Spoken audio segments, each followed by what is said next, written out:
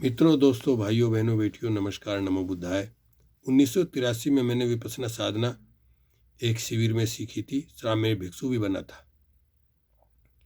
उसके बाद 2009 में मैं भारत में था। फिर मैं हरियाणा का बल्लभगढ़, फरीदाबाद से आगे बल्लभगढ़ गांव से सोना रोड पर एक धम्मसोता केंद्र बनवाया है सत्यनारायण गोयनका जी ने, जो अब नहीं रहे। वहाँ मैंने 2009 में 10 दिन का शिविर अटेंड किया था। वो मैंने सारा आपको वीडियो के द्वारा आप तक पहुँचा दिया है। वहाँ जो प्रवचन होता था वो किसी किताब में नहीं है। मैंने उस प्रवचन को नोट कर करके ये किताब प्रकाशित कराई। इसी को मैं बता रहा था कि क्या कहते थे सत्यनारायण गोयनका जी। इसके आगे की जो प्रज्ञा का क्षेत्र है, जिसमें धर्म के 2 अंग हैं, जो बाकी है उन पर आज चर्चा नहीं करेंगे। उनकी चर्चा कल करेंगे, क्योंकि उसके क्षेत्र में हमें परसों उतरना है। अभी तो शीलों का पालन करते हुए आगे बढ़ना है। यहाँ रहते हुए शीलों का पालन करने में कोई कठिनाई नहीं। परिस्थितियां ही हमको शील का पालन करने में सहायक हैं। केवल एक शील है सत्य बोलने का, उसमें कभी कठिनाई आ जाएगी। यदि परस्पर बात करेंगे, कुछ झूठ बोल जाओगे तो शील भंग हो जाएगा। या मार्गदर्शक बुलाकर पूछेगा, उसमें कोई बात चढ़ा बढ़ा के बोल दोगे या छिपा कर बोल दोगे तो शील भंग हो जाएगा। इसलिए बड़ा सजग रहो इस बात के लिए कि शील भंग नहीं हो। बाकी 4 शील तो यहाँ रहते हुए आसान है, पालन हो जाएंगे। क्योंकि किसी की हिंसा नहीं करनी, चोरी नहीं करनी, व्यभिचार नहीं करना और नशा पता नहीं करना। केवल और केवल बोलते समय झूठ, इसका पालन करना है, झूठ नहीं बोलना। तो 5 शीलों का बड़ी कड़ाई से पालन करते हुए अपनी समाधि को पुष्ट करने का काम करें। कल शाम की प्रज्ञा की बात को खूब अच्छी तरह समझोगे और परसों फिर प्रज्ञा के क्षेत्र में काम करेंगे, कदम रखेंगे। जो समय हाथ में है, 8 दिन बाकी है। हालांकि 8 दिन बहुत थोड़े होते हैं इतने बड़े काम के लिए। 8 दिन कुछ भी नहीं, इसलिए इनका बहुत अच्छा उपयोग करना है। बड़ी समझदारी के साथ उपयोग हो, ऐसी मैं उम्मीद करता हूँ।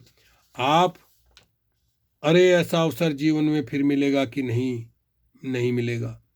बड़े भाग से, बड़े पुण्य से प्राप्त होता है। मनुष्य का जीवन ही बड़े पुण्य से प्राप्त होता है। और मनुष्य के जीवन में शुद्ध धर्म मिलना, बहुत बड़े धर्म मिलना, बहुत बड़े पुण्य की बात होती है।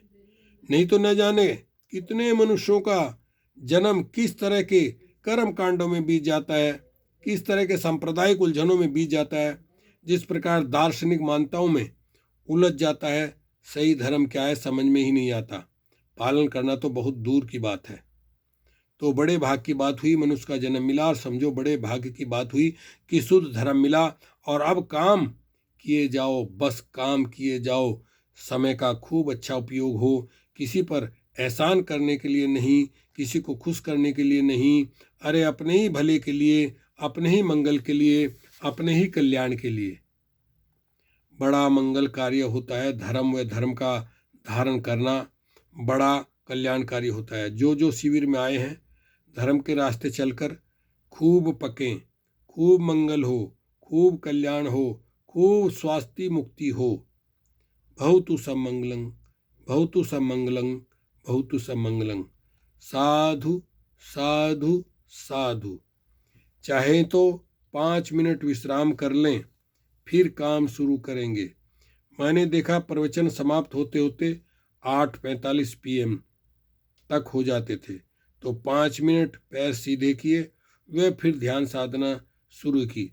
9:30 बजे तक फिर सब अपने अपने शयन कक्ष में गए और सो गए। इस तरह ये 2 दिन पूरे हुए। अब तीसरा दिन, एक दिन बाकी रहता है, वो हम अगली वीडियो में आपको बताएंगे। वीडियो के द्वारा ये सब आपको विपश्यना साधना, इसलिए जीवन का अंतिम लक्ष्य क्या है, यही बताने के लिए मैंने ये वीडियो आपको सुनाई है। ओके, शुक्रिया, धन्यवाद। तलोएगो, फिर मिलेंगे, मिलते रहेंगे।